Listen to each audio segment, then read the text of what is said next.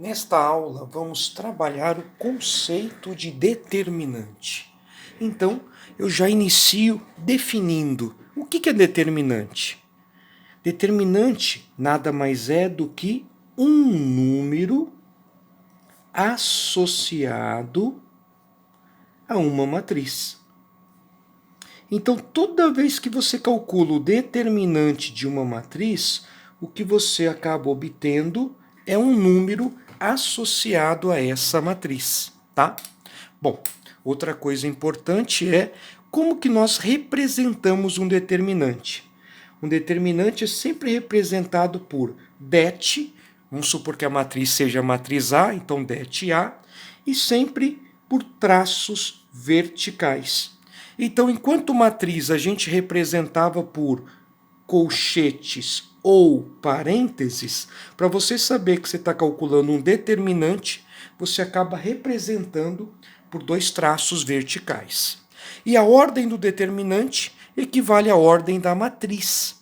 Se for uma matriz de ordem 3, o determinante também vai ser de ordem 3. Vale ressaltar que só é possível calcular o determinante de matrizes quadradas. Esse detalhe é um detalhe extremamente importante.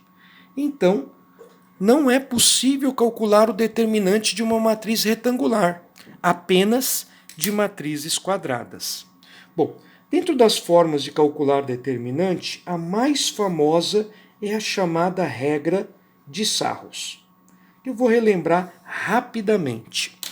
Como calcular a regra de Sarros para um determinante de ordem 1?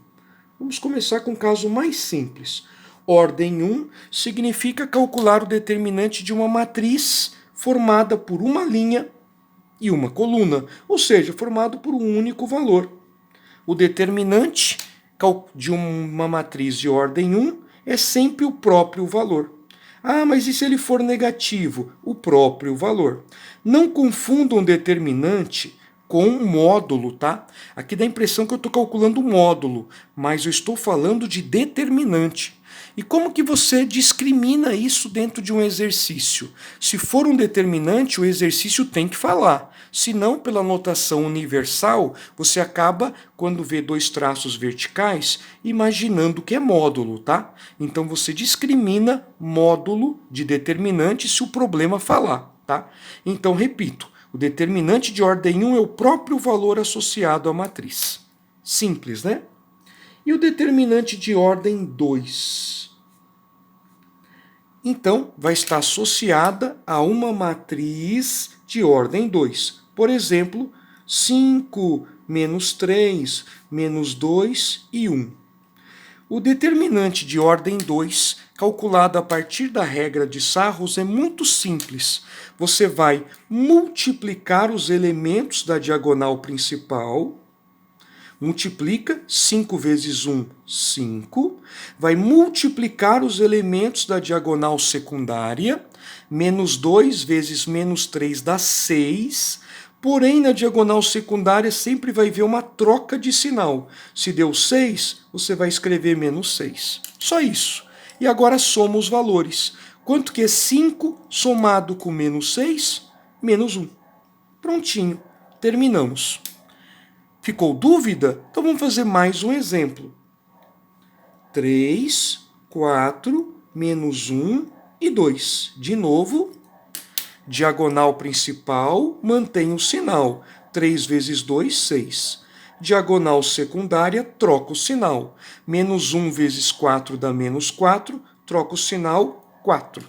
E soma os valores. 6 mais 4, 10. Agora, vem a pergunta: e como calcular um determinante de ordem 3? Bom, o determinante de ordem 3, deixa eu criar aqui uma matriz de ordem 3, tá? Lembra que eu já estou escrevendo os traços verticais já para indicar a notação de determinante. 2 menos 1, 3, 5, 2, menos 2, 0, 1 e 1. Como calcular o determinante dessa matriz? Pela regra de Sarros, a ideia é a seguinte: você vai repetir as duas primeiras colunas, tá? Deixa eu repetir aqui.